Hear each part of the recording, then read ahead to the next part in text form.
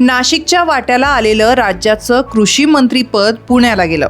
चूक ज्यांची होती त्या आमदार माणिक कोकाटेंनी शिक्षा भोगलीच, पण शेतकऱ्यांना ही किंमत चुकवावी लागली। बरं, जे खुर्चीवर बसले आहेत ते मंत्री दत्तात्रय भरणे यांना नाशिकचं वावडं आहे की काय असं इथल्या शेतकऱ्यांना वाटायला लागलंय।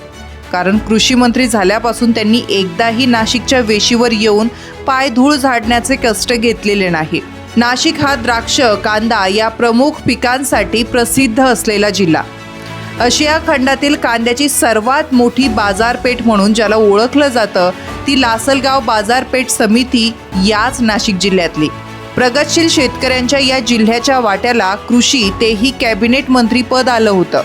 आपल्या बेधडक वक्तव्यासाठी प्रसिद्ध असलेल्या आमदार माणिकराव कोकाटेंना या कृषी मंत्रीपदाच्या खुर्चीत बसवण्यात आलं होतं। छगन भुजबळांना रिकामं ठेवून मंत्रिपदाची खुर्ची मिळाल्यानं कोकाटेंना आकाशही ठेंगणं झालं होतं। त्याच खुशीत ते ज्यांच्यासाठी काम करण्याची संधी मिळाली त्या शेतकऱ्यांविरोधातच वक्तव्य करीत सुटले।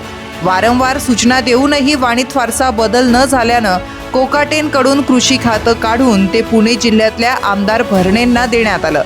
खातं दुसऱ्या जिल्ह्यात गेल्यानं चूक कोकाटेंचीच असली तरी त्याची किंमत मात्र शेतकऱ्यांना चुकवावी लागली।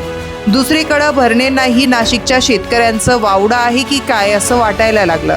कृषी मंत्री झाल्यापासून त्यांनी एकदाही नाशिक जिल्ह्यात पाय ठेवला नाही। गेल्या 4-5 दिवसांपासून यूथ फेस्टिवल मैदानावर भव्य दिव्य कृषी कुंभ भरवण्यात आलाय। शेकडो नाशिकमधील नव्हे तर पर जिल्ह्यातील शेतकरीही या कुंभाला भेट देत आहे। कृषी मंत्र्यांनी मात्र या कुंभाकडं ढुंकूनही पाहिलं नाही।